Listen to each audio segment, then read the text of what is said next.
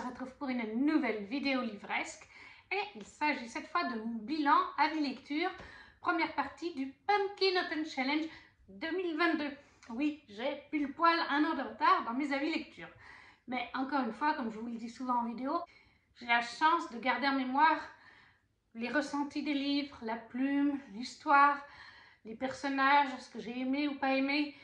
Donc c'est un avantage considérable. Nous avons 8 livres dans cette vidéo et je crois qu'il y en a 7 ou 8 aussi dans la suivante, dans la deuxième partie. Donc on va tout de suite commencer. Et on commence avec Sous ton regard de Laurence Le Marchal, un livre donc sur Grégory Le Marchal écrit par sa maman, qui est paru chez Michel Lafon et que j'avais mis pour la catégorie, pour le menu automne frissonnant, catégorie des Sakuma Drops au milieu des lucioles, où on nous disait historique, drame, biographie, mémoire, frères et sœurs. Donc drame et biographie, on était dedans vu que c'est la maman de Grégory qui l'a écrite. Il y a un autre livre qui est aussi écrit par sa petite sœur, Leslie. C'est les deux qu'on a toujours avec ma maman, même si elle n'est plus là. Voilà, au moins on sait que c'est quelque chose qui vient du cœur, c'est la vérité de la famille, c'est pas modifié ou quoi que ce soit par certains écrivains, journalistes qui reprennent ce qu'ils veulent, qui tournent à leur sauce. J'ai beaucoup aimé, j'ai mis un 19 sur 20. J'ai pas mis 20 sur 20 parce que c'est vrai que beaucoup des éléments, on les connaît. Enfin, moi, je les connais parce que je suis une grande fan de Grégory. Depuis le tout premier plateau TV de la Starac, quand il a chanté tous les cris, les SOS. Donc forcément, j'ai pas appris énormément de choses. Mais quand même, Laurence Le Marchal a quelques petites anecdotes qu'on a moins vues ou nous deux qu'on n'a pas su. Elle nous parle vraiment de toute sa vie, de l'enfance, la Starac, l'après-Starac et l'après-décès aussi, avec ce que certaines personnes ont pu dire avant qu'il décède, hein, sur sa maladie, tout ça, et après son décès. Il y a des moments qui sont tristes, bien sûr, hein, vous vous en doutez, qui sont prenants, en tout cas quand on est fan comme moi, quand on est sensible aussi aux gens malades, forcément. C'est important de parler du combat de cette famille, parce que malheureusement, beaucoup de gens sont touchés, et il faut que les choses avancent, comme d'autres maladies d'ailleurs. Donc moi, Sous ton regard de Laurence Le Marchal, un 19 sur 20 dans la sous-catégorie des Sakuma Drops au milieu des lucioles, dans le sous-menu automne frissonnant. Je m'y attends pas trop parce que bon, c'est une biographie. Il n'y a pas des milliers de dessins à dire sur une biographie et il faut quand même le dire. Grégory Le Marchal, l'association Grégory Le Marchal et l'association mucoviscidose par Grégory a été vraiment mis en avant. C'était pas le cas à une époque, avant Grégory, on connaissait beaucoup moins la mucoviscidose. Moi, je la connaissais pas et je connais beaucoup de gens autour de moi qui n'en avaient pas entendu parler. Hein, ça fait partie de ces maladies qui étaient en retrait et qui ont fait un boom. Il y en a d'autres hein, comme ça. Et c'est important. Mais voilà, donc ça, pépite pour moi. En deuxième, je vous parle d'une duologie. Et forcément, j'ai mis le tome 2 en premier. Allunia, tome 1. Allunia, tome 2 de Tiff, chez Plume Blanche. Et ça, c'était dans le menu Automne douceur de vivre, sous catégorie de cueillette en valent mieux qu'une, où il fallait lire ou commencer une duologie. Donc j'ai fait les deux en main, j'ai lu les deux pendant le Pumpkin Autumn Challenge. Le tome 2, je crois que c'est le tome 2, je l'ai même mis dans le Greek Mythology Challenge, le Greek Mythology Book Challenge de Kimi Collection 2022 aussi, dont vous retrouverez la vidéo prochainement aussi. Pour Allunia, j'ai mis des notes différentes. Le tome 1, je lui ai mis 17, le tome 2, je lui ai mis 18. Pourquoi? Parce que dans Allunia, on suit en fait Léa, qui est une jeune femme qui est dans notre monde, tout ce qui est plus banal. Il me semble qu'elle est un petit peu réservée même. Elle aime prendre des photos d'orage. Et un soir, elle va aller photographier un orage et elle va se faire foudroyer, c'est le cas de dire, elle va mourir foudroyée par l'éclair, par la foudre de l'éclair. Sauf qu'elle ne va pas mourir, enfin elle croit qu'elle est morte, qu'en fait elle a atterri dans un paradis et elle découvre en fait qu'elle a atterri à Allunia. Au fil de l'histoire, on va découvrir que c'est un monde parallèle au nôtre. Il semblerait donc que le passage pour y aller soit par les éclairs. Il y a d'autres personnes qui sont venues de cette manière. Il y en a une en tout cas, je crois qu'elle ne s'en rappelle plus, ou vaguement, mais en tout cas elle est venue de cette manière aussi. Et Léa va très vite rencontrer un groupe de résistants mené par Zam, qui est, je ne vous le cache pas, le love interest de cette duologie. Et en fait, dans ce royaume, il y a un homme qui a pris le pouvoir. Il me semble que c'était un empereur qui avait avant, un empereur ou une famille royale. Et en fait, cet homme a réussi à devenir proche de la famille royale, un conseiller. Les parents sont décédés, c'est le fils qui a pris le pouvoir, le fils qui a aussi une petite sœur. Sauf que le fils, voilà, on se doute que ce conseiller a de l'influence, vous voyez ce que je veux dire. Et en fait, Zam et sa bande de rebelles, mais ils sont des centaines et des centaines, hein, essayent de restaurer les choses à Alunia parce qu'il y a des choses qui ne vont plus à cause de cette personne qui tire les ficelles. En fait, c'est lui qui est au pouvoir à quelque part, hein, l'espèce d'empereur roi, c'est limite s'il n'est pas du tout... Enfin, il se fait manipuler, il n'y a pas d'autre mot. Donc voilà, Zam et sa bande sont contre ça et ils vont vite prendre conscience que Léa, de la manière dont Léa est arrivée, et que Léa pourrait être liée à leur monde, et très vite ils se rendent compte que ce Gugus pourrait vouloir de Léa. Ils ne savent pas exactement pour faire quoi, mais ils soupçonnent qu'ils veulent la capturer, qu'elle pourrait avoir son importance, donc elle va intégrer les rebelles. De toute façon, c'est les gentils, on s'en doute, et elle va les intégrer, elle va commencer à utiliser des armes, à se battre, elle va avoir un love interest avec Zam, elle va lier des amitiés avec des jumelles, avec Alinoé aussi, avec Caleb, donc ils vont, voilà, ça va se faire au fil du roman, dans le premier et même aussi dans le deuxième. Et du coup, c'est vraiment une trope, je trouve, d'amis, voilà, de lien d'amitié, de seconde famille par l'amitié, si on veut. J'ai mis un petit peu moins pour le tome 1, en fait, parce que l'univers est super bon, super intéressant, j'ai beaucoup aimé. C'est très bien décrit, c'est très imaginatif. Enfin, j'aime beaucoup aimé ce qu'a fait Tiff et la plume de Tiff. Mais pendant le tome 1, en fait, je voulais en savoir plus. Pourquoi est-ce que certaines personnes qui se font foudroyer atterrissent à Alunia? Quel est le lien entre les deux mondes? Et en fait, il fallait tout simplement attendre le tome 2. J'en demandais un petit peu beaucoup. C'est pour ça que ma note était un petit peu plus basse, parce que j'étais perplexe pendant un moment sur ces éclairs, sur pourquoi ça faisait ça. Et aussi à cause de la fin. J'ai baissé un petit peu ma note. Je pense que si vous l'avez lu, vous saurez de quoi je parle. J'étais scandalisée à la fin du tome 1. J'étais là, non, Tiff, tu peux pas faire ça. C'est interdit de faire une chose pareille, Tiff. Et après, voilà. Dans le tome 2, elle a géré son truc d'une certaine façon que j'ai bien aimé. Donc ça a permis, plus le fait qu'on découvre vraiment les prophéties, en quoi Léa est liée, les éclairs, tout ça. Et j'ai trouvé ça super intéressant. C'était super bon. Donc pour moi, c'était un bon 18. Bon 18, presque 19. Mais il m'a manqué... Si Tiff voit ça un jour, elle va pas être contente. Il m'a manqué un petit peu plus de spacey. Voilà, pour mettre aussi un petit peu plus. Parce que j'avoue, je suis adepte. Voilà. Et je sais que Tiff n'en met pas franchement dans ses romans. Comme elle dit, il n'y a pas besoin pour... Mais 18, ça reste une bonne lecture. Hein. C'est une très bonne lecture. Comme elle dit, il n'y a pas forcément besoin de smut, de spacey, et c'est le cas. Mais c'est vrai que moi, j'aime bien quand il y en a un petit peu, ça peut jouer. Mais 17-18, globalement, on va dire que c'est 18. J'ai d'ailleurs aussi lu Elvira, vous verrez ma note bien plus tard, puisque je viens de le finir fin août, début septembre. Vous le verrez dans une année, mais vraiment, c'est un univers super bien écrit. La plume est super bonne, super addictive. Les objets livres sont magnifiques. Tiff a fait un travail là-dessus magnifique.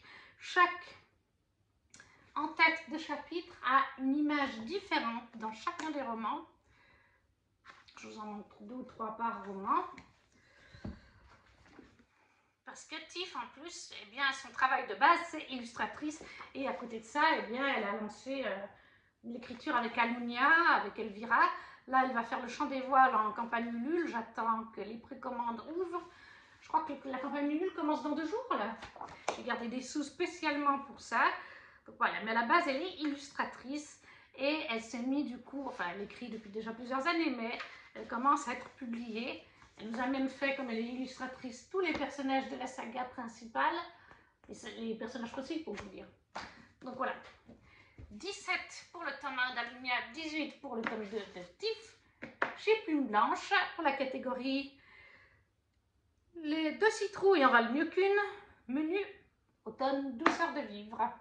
Moi, je ne peux que vous conseiller. De toute façon, tout ce qui est Plume Blanche, je ne peux que vous conseiller. Je n'ai jamais été déçue avec les Plumes Blanches. Alors, il y en a 2 ou 3 qui sont un peu en dessous, à peu près à 16. mais en moyenne, c'est entre 17 et 20. Voilà. Et j'ai lu plus de 25 plumes blanches, je les ai comptées aujourd'hui. Alors bon, la Guilde des Ombres est à chaque fois divisée en deux parties chaque tome, donc ça fait 6 tomes. Mais à côté de ça, il y a quand même plein de sagas que j'ai lues ou des one-shots, et même 16. Oui, je crois vraiment que la note la plus basse chez Plume Blanche, ça doit être 16. Ou peut-être 15, mais même 15 sur 20, c'est largement au-dessus de la moyenne. Ça reste très bon, ça reste un super moment. Enfin, passons au livre suivant qui est La Bibliothèque du Manoir de la petite maison Twinkle Edition. C'est du relié collector, là aussi. Et c'est un collectif avec 10 auteurs. Nous avons Ellie S. Green, Laetitia Arnaud, Joanna Marines et Adji Twice, Nancy Gilbert, Camille de Montgolfier, Jennifer Tellier, Jérémy Angelo, Sacha Bazette, Livia Menzolt, Karine Martins. Idéal pour le Pumpkin Autumn Challenge et pour la saison d'Halloween. Je pense que vous le voyez tout de suite à la couverture. L'objet livre est magnifique. Et celui-là, je l'ai mis dans la catégorie Les mystérieux habitants de Pottsfield, menu automne de l'étrange. J'ai mis 18 sur 20, lui aussi. Voilà, j'ai passé un très bon moment. Il s'agit en fait de 10 contes qui sont pour certains, qui vont à la période d'Halloween. Certains parleront de fantômes, d'autres c'est en quelque sorte des espèces d'automates robots, un petit peu de ça. Il y en a un qui traite de la mort, enfin, du personnage de la mort. Voilà, je ne vais pas vous en dire plus, mais vous voyez clairement le style de nouvelles, de petits contes que nous avons. Chaque conte contient une petite intro tous les jours, alors où c'est le narrateur qui vous invite à entrer dans la bibliothèque du manoir, à vous asseoir dans un des fauteuils, à vous prendre un petit verre. Vous avez les lumières un peu tamisées, ou alors c'est encore les bougies à cette époque-là, je ne sais plus. Bref, ça fait vraiment une ambiance automnale et un peu creepy, mais juste ce qu'il faut. Parce que moi, je n'aime pas quand c'est trop horreur, hein. Trop creepy, trop horreur, ça me fait flipper. Donc ça, c'était la bonne dose de ce qu'il me fallait. J'ai passé vraiment un super moment. Et alors, en plus de ça, Laetitia Arnaud a illustré chaque début de chapitre de conte, et avec une belle image en plus.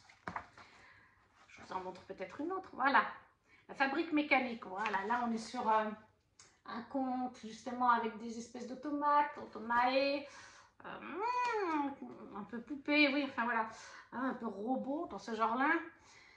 Franchement, c'était super bon. Je ne peux pas vous parler de chaque plume, mais pour moi, elles étaient toutes très sympathiques, très agréables à lire. Le roman est très fluide.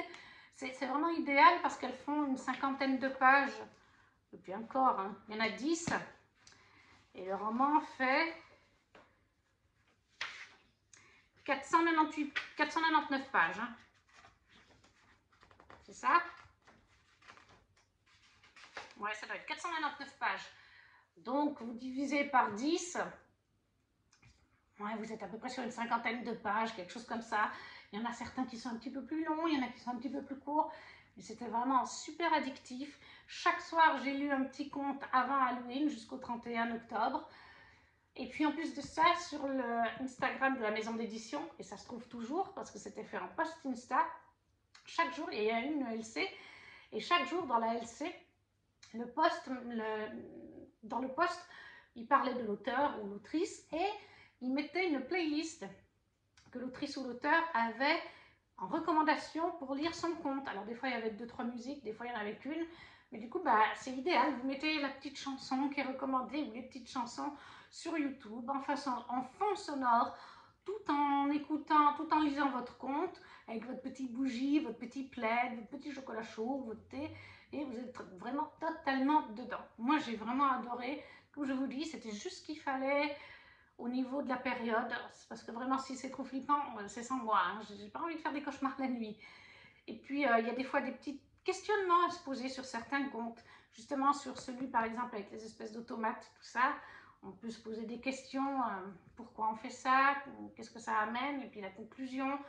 Voilà, moi franchement super addictif, super agréable. De toute façon, Twinkle Edition, moi je suis jusqu'à maintenant jamais déçue de ce qu'ils font. J'ai mis 18 et non pas 20, pourquoi? Bon, je ne saurais pas vous expliquer pourquoi, parce que ça n'a pas été un coup de cœur, ça a été une lecture de doux. Voilà, c'est pas Pour que ce soit un coup de cœur, il faut vraiment que ce soit doudou et coup de cœur à la fois. Mais 18 sur 20, pour moi, ça reste vraiment une très très bonne note. Donc, la bibliothèque du manoir, un collectif de chez Twinkle Édition. Et vous pouvez toujours les précommander, vous pouvez toujours en acheter hein, sur le site de la maison d'édition. On trouve tous leurs romans sans souci. Je vous mettrai le lien de la maison d'édition en barre d'infos. Et ça, c'était donc pour le menu Automne de l'étrange, les mystérieux habitants de Pottsfield. On continue avec Blood and Honey, le tome 2 de Serpentine Dove de Shelby Mahery, qui est paru chez De Saxus en édition Toc Toc. Lui aussi magnifique. Je ne sais pas si vous verrez, il y a plein de petites, comme des étoiles, des petites strass, paillettes, des paillettes dorées.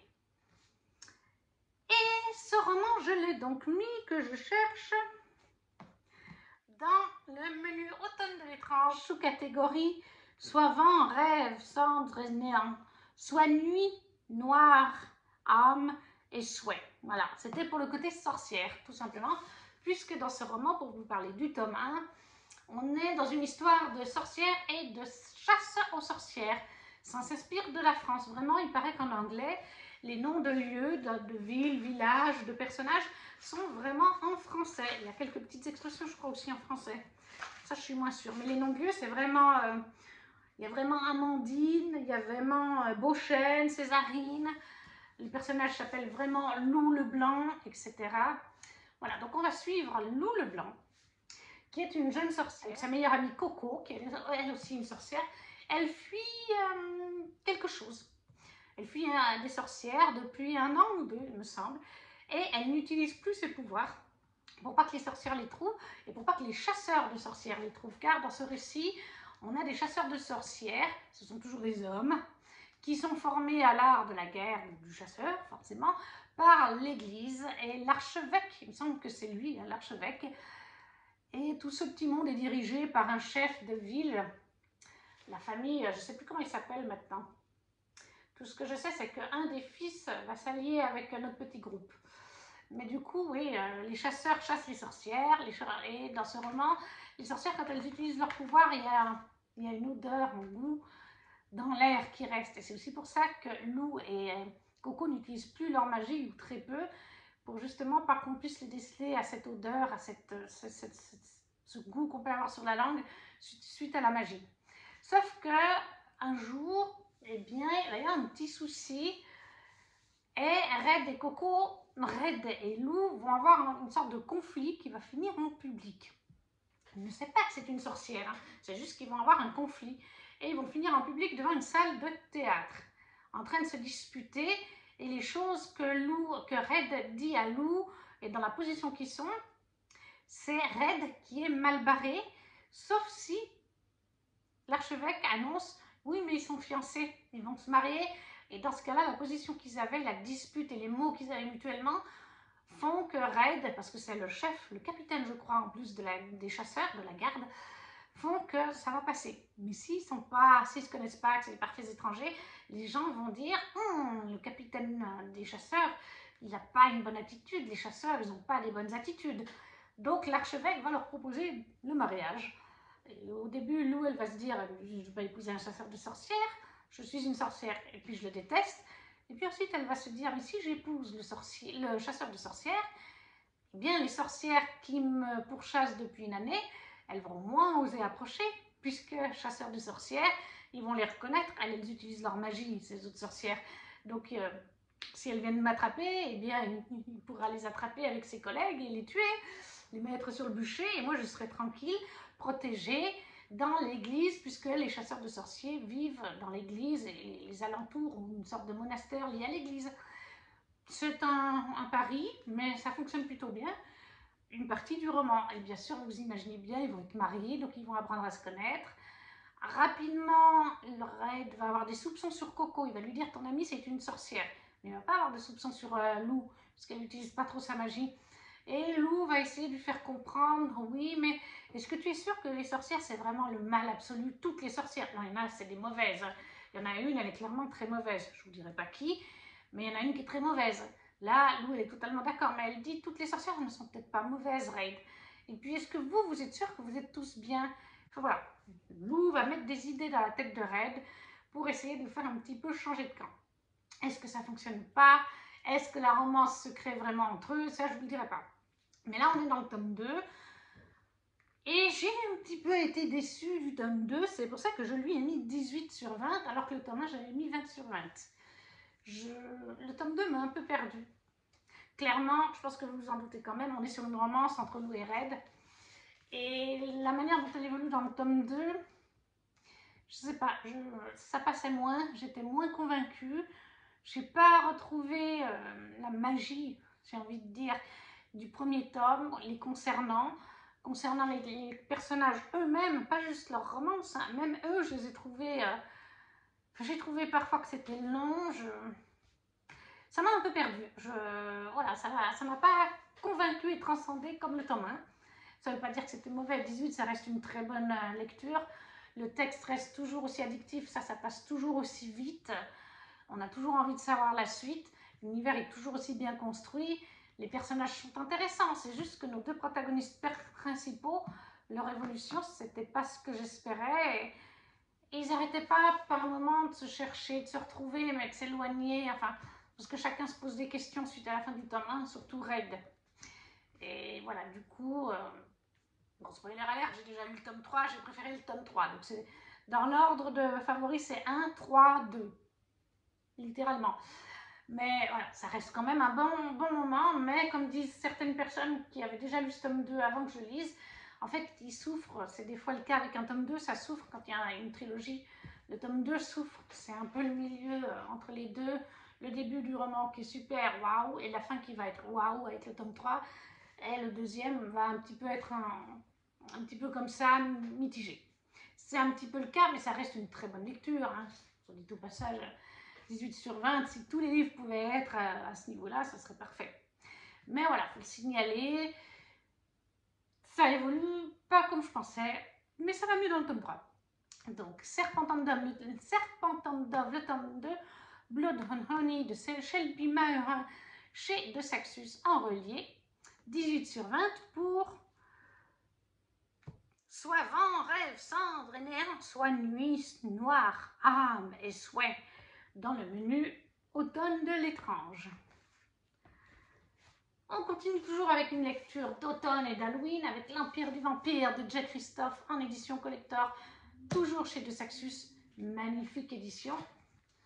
Là, c'est un relié à plus avec une jaquette. Et ce roman-là, je lui ai mis 20 sur 20, en direct, je ne vous le cache pas, c'est un coup de cœur astronomique. Je l'ai mis du coup pour le menu Automne douceur de vivre, la sous-catégorie Chante-moi une chanson Sassenach. Et je l'ai mis pour le côté magie. Même si mythe aurait pu aller, légende mythe aurait pu aller. Parce qu'en fait, dans l'Empire du Vampire, cela fait une vingtaine d'années, me semble-t-il, que les vampires ont gagné la guerre sur les humains et sur les. Comment ça s'appelle là? Et sur l'ordre d'argent. Et depuis une vingtaine d'années aussi, le soleil se cache, où il y a très peu de soleil. C'est ce qui a pas mal aidé les vampires à conquérir le monde. C'est un récit fantasy, hein, on n'est pas du tout dans notre univers. Et on va suivre en fait Gabriel de Léon, qui est un saint d'argent. C'est une sorte d'armée, si on veut, qui est conçue dans le but de détruire les vampires et des autres créatures de ce type, pour aider les humains à garder le contrôle, etc. Et en fait, on est dans une double temporalité. On est au présent, où ça fait donc 20 ans que la guerre est perdue, à peu près. Et en fait, Gabriel vient d'être fait prisonnier par un groupe de vampires, parce que vous avez plusieurs clans vampiriques. Hein. Et du coup, chacun a des rois ou des seigneurs. Hein. Et là, il s'est fait capturer par une vampire, enfin, la chef, c'est une vampire. Et en fait, elle le capture et elle envoie un de ses proches collaborateurs, hein, comme un conseiller, si on veut, pour recueillir en fait l'histoire de Gabriel, depuis qu'il est enfant jusqu'à maintenant, l'instant présent. Et dans ce tome 1, on part donc de son enfance jusqu'à un moment du récit, mais ce n'est pas le moment présent. Hein. On sent qu'il y a encore des trous de plusieurs années et qu'on aura dans la suite Le tome 2 est prévu en 2024 en anglais. Je pense forcément qu'on l'aura nous aussi chez De Saxus, mais il faudra attendre quelques mois avant qu'il soit traduit. Et je peux vous dire, moi je l'ai fini donc en octobre ou novembre 2022. J'avais été voir sur les réseaux, il était déjà annoncé pour 2024. Il n'y avait pas encore de date, mais il était annoncé. J'étais là, ah, 1 an et demi, minimum. D'accord. Et bien, il faut s'accrocher, parce qu'on a vraiment envie de connaître la suite. Enfin, moi, j'avais vraiment envie de connaître la suite. Donc voilà, on est au présent, il nous raconte son passé, toute sa vie, les gens qui sont liés, et donc l'ordre d'argent qui lui est lié, puisqu'il en faisait partie. Ce que j'ai adoré dans ce récit, en fait, les temporalités, clairement, le présent avec les joutes qu'il a avec le vampire qui lui fait son interview, qui propose des fois des choses à manger, à boire, enfin voilà, pas trop rentrer dans les détails, et bien sûr le passé, qui est sur plusieurs années, depuis son enfance jusqu'à un point précis. Et ce que j'ai adoré aussi, c'est, enfin, le world building est incroyable, les personnages sont tous incroyables. Bon, ben, y a des morts, hein, vous vous en doutez, c'est du J. Christophe, c'est de la trempe de Nevernight, c'est pas à mettre entre toutes les mains, c'est de la dark fantasy, hein. Faut quand même le dire, dark et high fantasy à la fois. Il y a des morts, il y a du sang, pas mal de sang, il y a des créatures comme les vampires vraiment glauques, et les vampires, il y a différents stades de vampires, il y a différents niveaux si vous voulez. Donc il y a les niveaux les plus nobles et tout ça, et il y a des niveaux plus bas où vraiment, il y a un moment donné au début du récit, il y a 2 vampires qui surgissent devant Gabriel, il est encore jeune, et c'est vraiment glauque. Voilà, je ne peux pas trop vous en dire, cette scène, je l'ai trouvée très glauque. Donc voilà, il y a aussi des scènes de sexe, aussi, hein, c'est du J. Christophe adulte, encore une fois.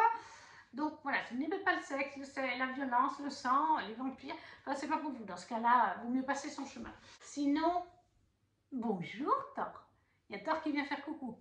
Ah ben non, il se cache. Voilà, mais il est magnifiquement bien écrit, même si c'est un gros pavé. Combien de pages? Il fait 949 pages, donc c'est un gros bébé, mais il ne faut pas avoir peur. Enfin, moi, clairement, j'ai trouvé qu'il se lisait tout seul.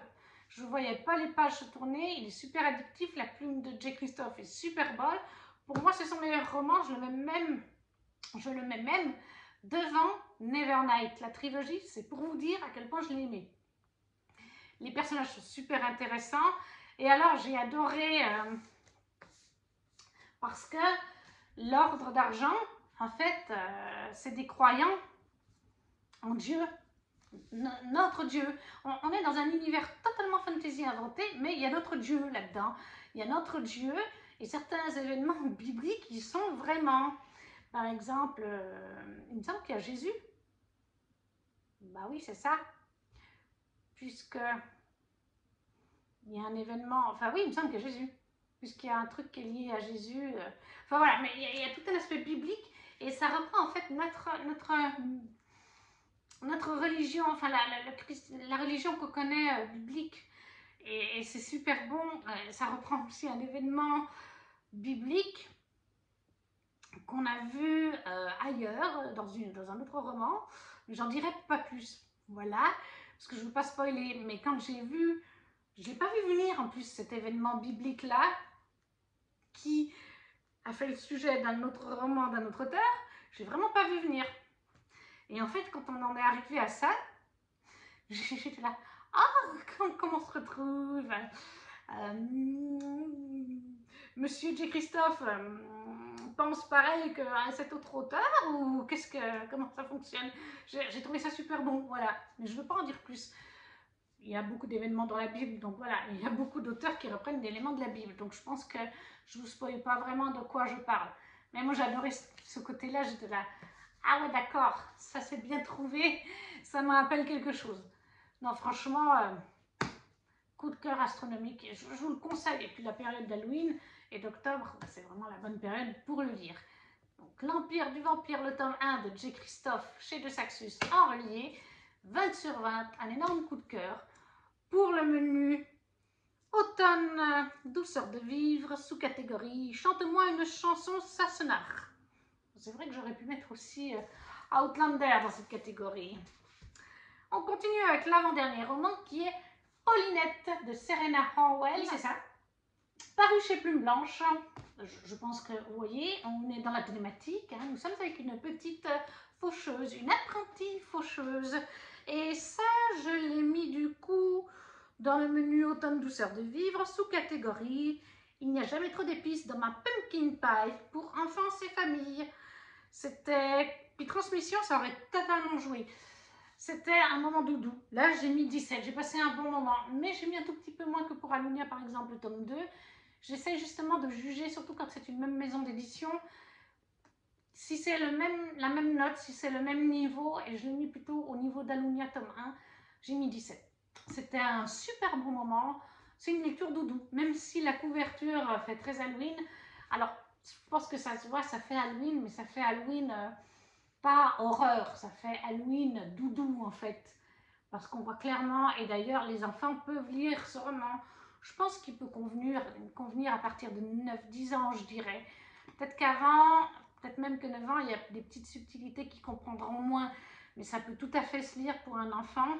Et déjà, en plus, vous avez des illustrations en noir et blanc pour chaque chapitre. Vous avez vu que l'entête de chapitre est énorme. Voilà. Donc oui, clairement, ça va aussi pour des enfants dans ce sens-là. C'est parce que vous avez vraiment plein d'illustrations, ce qui fait que niveau page, vous n'avez pas vraiment... Combien il fait? 320 pages, avec toutes les illustrations qu'il y a. Je pense qu'il doit faire même pas les 280 pages, on va dire, en tout. En retirant les illustrations, en retirant les entêtes de chapitres, qui prennent une demi-page et tout, je pense qu'on est sur du 280 pages et encore, je suis peut-être généreuse. Donc ça peut être lu par un enfant de 9-10 ans sans trop de difficultés. Niveau aussi plume, ça reste très abordable pour toute personne.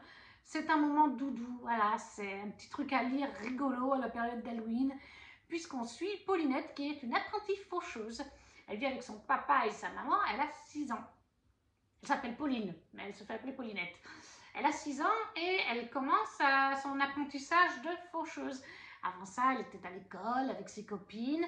Et voilà, elle a reçu sa lettre ou sa demande. Voilà, tu es apprentie faucheuse. Elle va donc suivre ses parents, chacun leur tour, dans leur travail de faucheur. Chaque faucheur a son arme de prédilection, a sa manière de faire pour faucher une âme. Sauf que Paulinette, elle va faire que des bêtises. Je ne vois pas comment appeler ça autrement. Parfois, c'est vraiment des bêtises, mais elle n'y peut rien, c'est des aléas de la vie. Elle est un peu maladroite, en fait, Paulinette. Sauf que ça va lui attirer de véritables problèmes. Et elle se pose aussi pas mal de questions sur son boulot, sur les adultes du boulot. Ça va la conduire à faire certaines choses plus graves, on va dire, qui ne sont pas censées être faites dans son travail.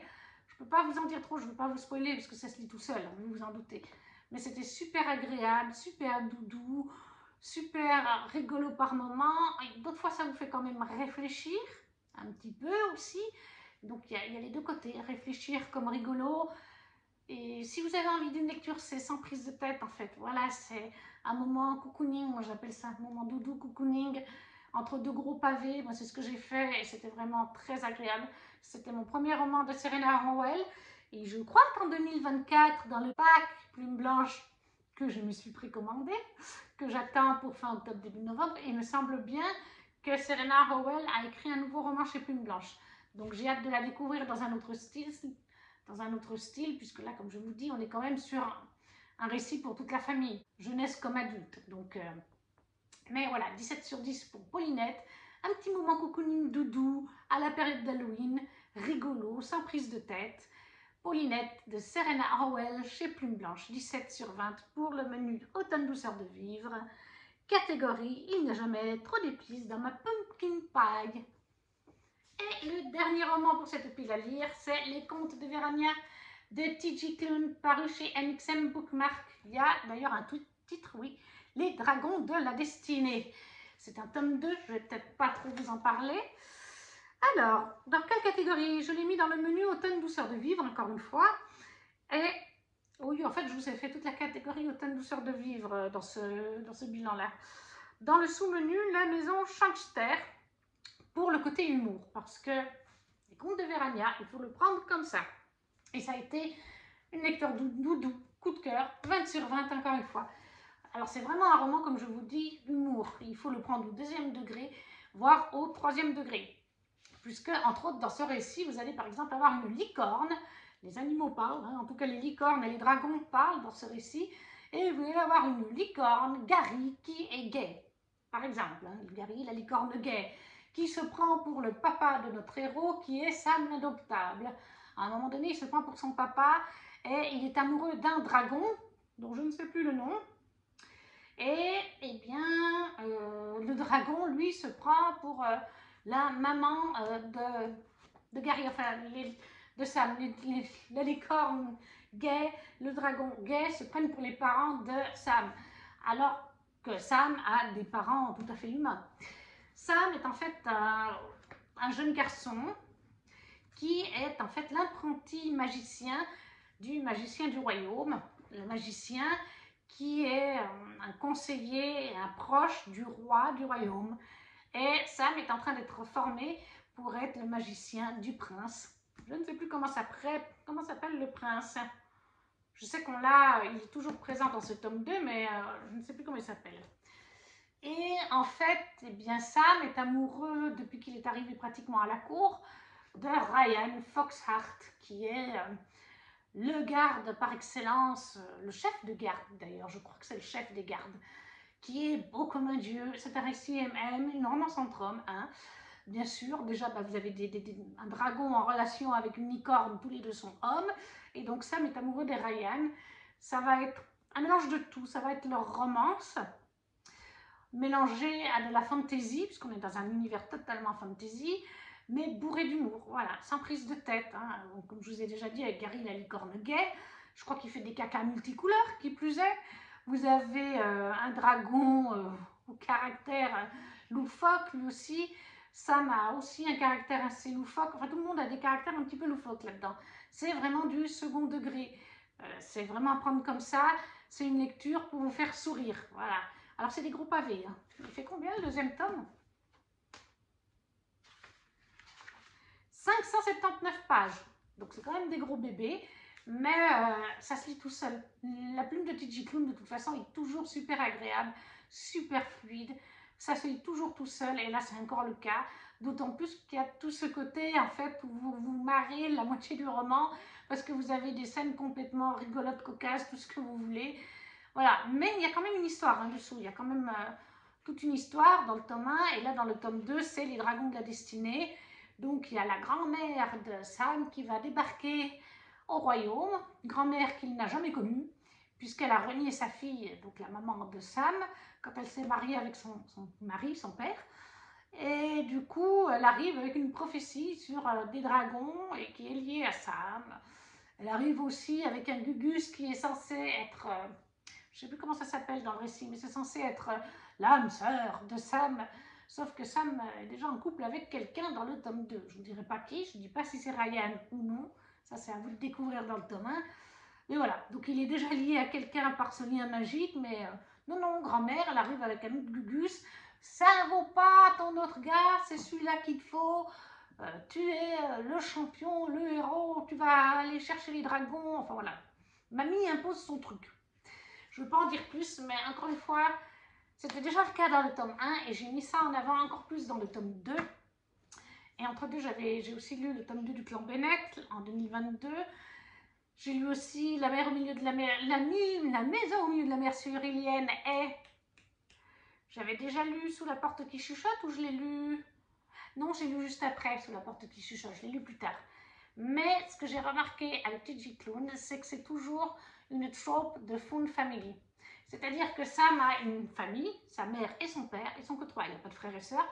Et déjà dans le tome 1 et encore plus dans ce tome 2, et il le dit à un moment donné dans ce tome 2, il a sa famille avec ses parents, mais il a sa famille de cœur qui se compose du roi, parce que le roi adore vraiment Sam, de son mentor magicien, même du prince qui dans le tome 1 il se frite un peu, même lui. Il y a Gary, la licorne, il y a... Comment t'appelles-tu? Ah, le prince c'est Justine, Kevin c'est le dragon, voilà. Et tout le monde, il y a aussi un ogre, je crois qu'il s'appelle, ou un demi-géant, je ne sais plus. Bref, c'est aussi sa famille. Et c'est ce qu'il dit à un moment donné, je crois que c'est à sa grand-mère, c'est eux, ma famille. Mes parents, Gary, Kevin, le roi, toi, tu es une étrangère, voilà. Et c'est ça que je trouve beau dans les récits de T.J. Klune, c'est qu'il y a toujours cette force de found family. C'est pas forcément que la famille de sang, ça peut être la famille qu'on se choisit de par les liens qui se créent au fil du temps avec des étrangers à la base qui deviennent comme un membre de la famille qu'on protégera par-dessus tout, malgré tout. Et c'est ça, voilà. Moi, la plume de T.J. Klune, elle reste toujours agréable. Et là, d'ailleurs, il y a de Saxus qui va sortir son prochain. Alors oui, parce que T.J. Klune, il est partagé entre Bookmark et MXM, parce que c'est toujours de l'humour romance avec T.J. Klune, mais maintenant, c'est de Saxus qui a aussi certains droits sur certains romans. Donc là, j'attends, justement, ça va être, je crois, avec des espèces de super-héros, un truc dans le genre. Donc j'ai vraiment hâte de voir ce que T.J. nous fait encore une fois. Mais pour moi, c'est une valeur sûre, c'est un auteur doudou. J'ai jamais été déçue par une de ses sagas ou un de ses one-shots jusqu'à maintenant. Donc 20 sur 20 pour les contes de Vérania, le tome 2 de T.J. Klune chez MXM Bookmark, et qui était donc en menu automne douceur de vivre, sous-catégorie La Maison Langsters. Voilà. La vidéo est maintenant terminée. J'essaie de prendre ma grosse pile de livres, pardon. N'hésitez pas à me dire en commentaire si vous avez lu un de ces romans ou si ils vous font envie, ce que vous en avez pensé. N'hésitez pas à laisser un petit smiley si vous ne savez pas quoi dire, hein. Je sais que ça arrive parfois, juste pour montrer votre présence, à laisser un petit pouce et à partager la vidéo. Ça nous aide à vous abonner aussi si ce n'est pas déjà fait. Ça nous aide pour les statistiques, comme vous devez très certainement le savoir, parce que tout le monde dit la même chose en vidéo. Et nous, on se retrouve très vite. Ciao, ciao!